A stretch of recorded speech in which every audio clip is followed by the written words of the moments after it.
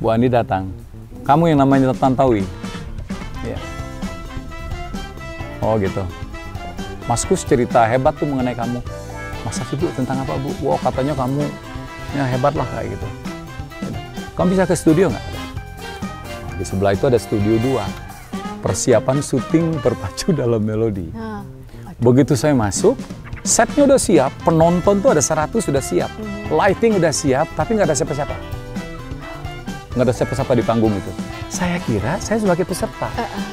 Ya, diperkenalkan dulu setnya seperti apa. Tiba-tiba Bu Ani naik ke atas, naik ke ruang kontrol di atas.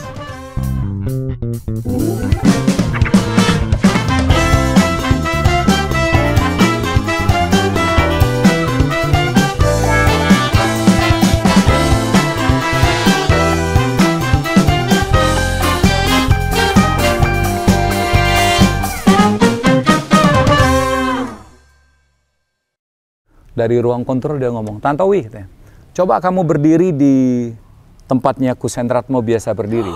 No. Saya udah mulai makin nggak ngerti nih. Ada apa nih? Iya Bu, saya bilang udah di sini. Oke. Coba kamu Mas suka Kusnya disimpan di ruangan Mas Kus ada di penonton? Ada. Ada di penonton. Ireng Maulana almarhum itu ada di penonton. Iya Bu, kamu suka nonton Berpacu Dalam Melodi kan? Iya Bu, itu acara favorit saya. Oke. Masih ingat tahapan-tahapannya? Masih Bu, saya bilang. Saya udah ngelotok. Segmen 2 tahu? Tahu Bu. Oke. Coba kamu berdiri di situ. Coba kamu seolah-olah Kusendratmo bawain segmen 2 Berpacu Dalam Melodi. That was the test. That's a crazy audition sih. Iya, that was the test. Dan tekanannya, hostnya ada di situ. Iya, that was the audition.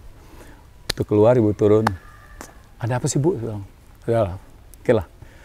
Ya, kamu udah boleh pulang. Loh saya nggak jadi Bu, nggak tampil sebagai peserta. Ya enggak lah, siapa ya? Kamu terlalu muda untuk tampil di Berpacu Dalam Melodi. Ya udah nanti Ibu kabarin lah. Kemudian besok dia telepon saya. Bahwa dia akan bikin kuis yang namanya Gitar Remaja. Dan kamulah katanya. Kamulah hostnya. Gimana tuh rasanya waktu? Wih, saya nggak langsung terima. Oh, oke. Terus? Karena 2 bulan lagi saya married.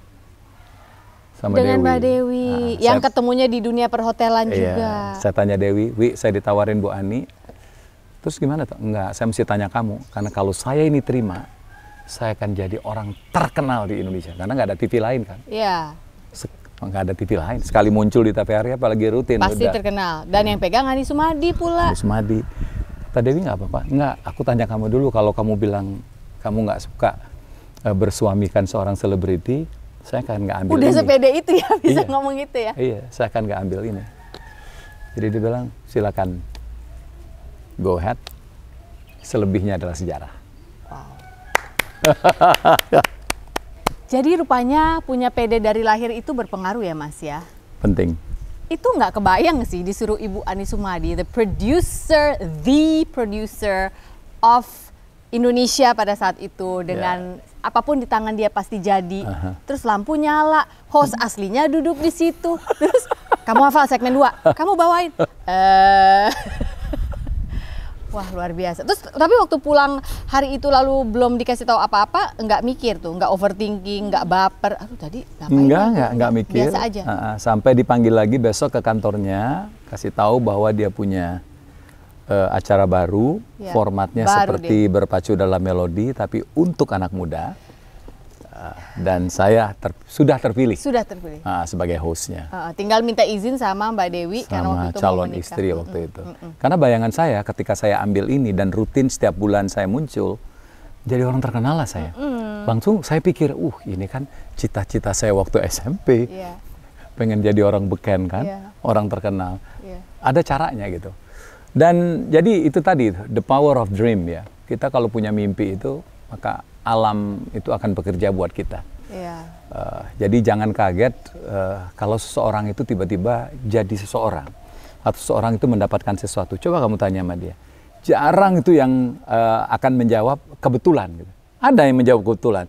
Tapi biasanya itu back in their mind. Sebenarnya sudah ada cita-cita ke arah sana. Kan sering kalau nanya model misalnya atau katakanlah pageant queen gitu ya, Gimana dulu? Oh bukan saya, kakak saya yang daftar. Itu kayak cerita itu klasik banget. Padahal kalau kita nonton nggak mungkin deh. Lu kan cantik banget, masa sih nggak pernah kepikiran kalau one day you are going to be a beauty queen pageant gitu ya. Tapi yang aku penasaran, kan aku perempuan ya. Waktu tanya Mbak Dewi, ada deg-degan nggak kalau dia jawab enggak? Kamu jangan jadi host, kan kita mau nikah sayang. Nggak apa-apa aku. Serius? Nah, misalnya kan udah cita-cita dari kecil mau jadi terkenal. Betul, tapi ya mungkin akan ketemu jalan yang lain gitu loh. Oh my gosh, this guy PD-nya 1 juta, terus tapi nggak baper. Itu adalah perfect combo untuk sukses dalam hidup. Not everything is about you gitu kan? Iya.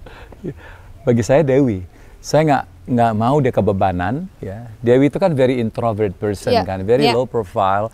Tiba-tiba punya suami yang sangat terkenal gitu, milik semua orang gitu. I just wanted to ask gitu whether she was ready. Dan to my surprise, she said yes. Kamu jalan ini ya. Berarti dia juga tahu keinginannya Mas Tanto apa, sehingga dia mendukung itu. Gila. Mas, terus itu berapa tahun Gitar Remaja? Gitar Remaja itu tahun 89 sampai 94, 6 years. Wow. Ya. Nah, 6 years. Abis itu sempat ada jeda atau langsung Who Wants to Be a Millionaire? Menarik nih. Jadi waktu saya selesai dari Gitar Remaja 94, terus tahun 97 saya membawa rombongan Panasonic Award. Ya. Kalau nggak salah ya. Waktu itu udah sempet bukan, bawa rombongan BASF. Oh, BASF. Okay. Bawa rombongan BASF ke Amerika. Nah, satu waktu kita harus dinner. Harus dinner ke bawah. Nah, waktu dinner itu pas ditayangkan acara baru di Amerika, namanya Who Wants to Be a Millionaire. Nah, jadi saya udah dipanggil dari lobby gitu. Tok, ditungguin di bawah. Sebentar. Saya bilang, ini ada kuis baru nih. Ditungguin. Nungguin lu nonton nih Mas ya? Iya, sedangkan kita mau dinner. Mau dinner. Terus jalan aja deh kalian. Ya udah, akhirnya mereka jalan. Mau makan di mana nanti saya nyusul. Jadi saya tonton tuh Who Wants to Be a Millionaire. Tahu nggak Sob? Dalam hati gue, gila ini kuis. Ini kuis yang saya cari selama ini. Ya. Dan saya pastikan saya yang akan menjadi host kuis ini. Mas, gimana kalau itu semua nggak terjadi? Itu tahun 97. Iya. Ya, 97. Terus nggak berapa lama kemudian, tahun 2000, teman saya RCTI telepon saya. Bilang, Tok, gue masih inget tuh Tok. Dulu lu pernah bilang, lu pengen banget bawain Who Wants to Be Millionaire. Oh iya, gue bilang, gue sampai beli VHS-nya, gue pelajarin betul. Kok lu bakal tahu, bakal masuk? Enggak tahu. Cuman gue suka aja, jadi gue pelajarin. Lu tahu nggak? RCTI yang ngambil lo Tok. Serius? Iya. Dan kalau lu mau, gue bisa daftarin. Gila lu masa daftar sih? Oh iya Tok, Bible-nya itu mengatakan, Host Who Wants to Be Millionaire itu adalah hasil audisi. Wah, sombong gue keluar ya, udah mulai sombong nih. Jadi lo mau nggak? Nggak mau gue. Oh, dia audisi nggak mau? Nggak mau gue. Bilangin aja ya sama yang punya kuis itu. Kalau dia percaya sama gue ya pilih gue, kalau nggak deh. Wih, lo nggak bisa begitu Tok katanya. Ini karena memang Bible-nya itu begitu. Ya gue nggak mau. Tapi mereka tuh ngotot banget sampai si produsernya, akhirnya produsernya telepon gue datangin tuh di Hotel Mulia tuh, dia bilang gini, oh you are Tanto Wiyah ya, oh you're famous katanya, so you want to host the show? I do, but I don't want to join the auditions. You should join the audition katanya, because I cannot break the Bible, I cannot break the rule. It's applied all over the world. Oh iya, dia bilang, jadi khusus top yang bawain Who Wants to Be Millionaire itu di audisi. Iya, di audisi. Trust me Tantowi katanya. If you are good like you say, you must be selected. Dia bilang kayak gitu ya. Wah, challenge juga. Oke, saya bilang.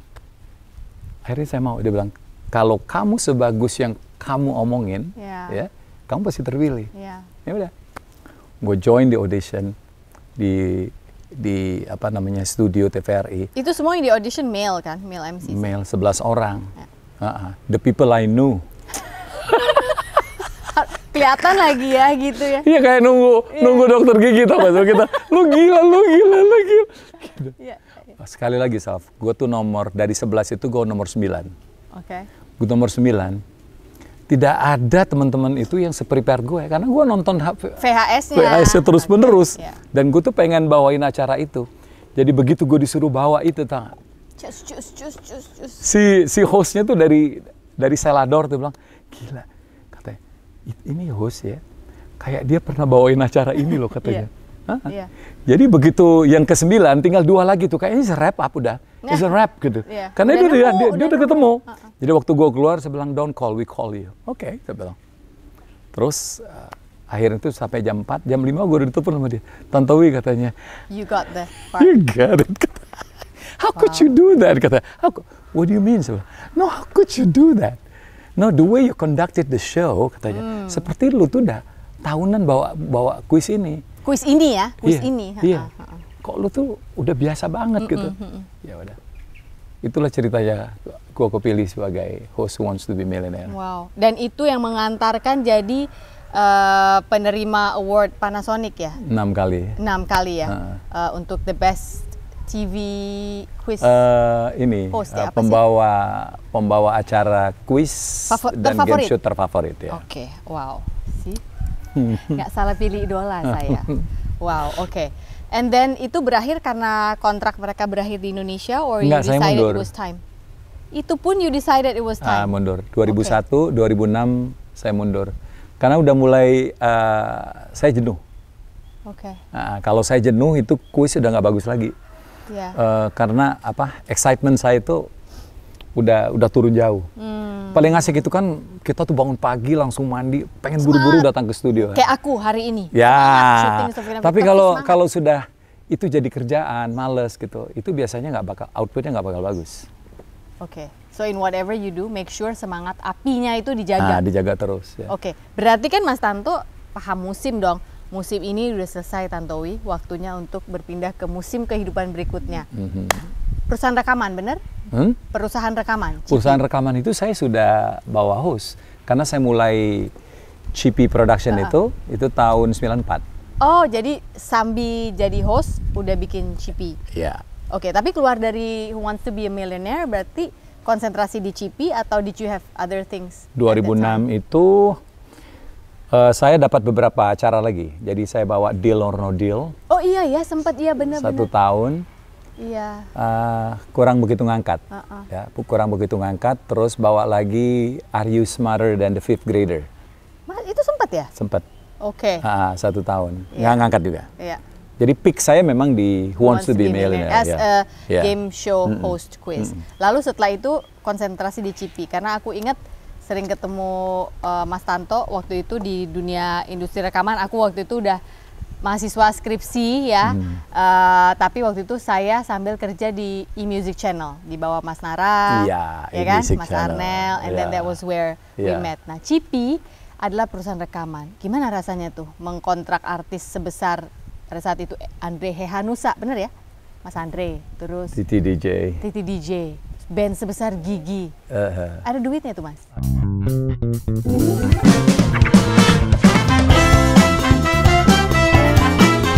Sempat waktu Andre Hehanusa meledak, ya, Sherina meledak, yeah. Vina Panduwinata, Aku Makin Cinta meledak, ya.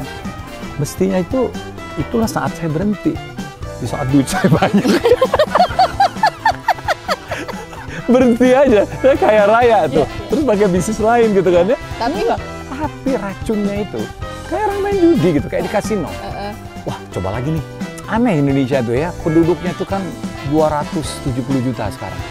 Kok bisa ada ya kita keluarin album, kok laku cuma 5.000 gitu. Kan aneh kan. Yang lain kemana sih? Yang lain kemana gitu. Kaget melihat seorang Tantowi Yahya yang katanya seniman. Tuh kan, kok jadi politisi juga sih. You became a politician anyway, up to this day. Why Golkar?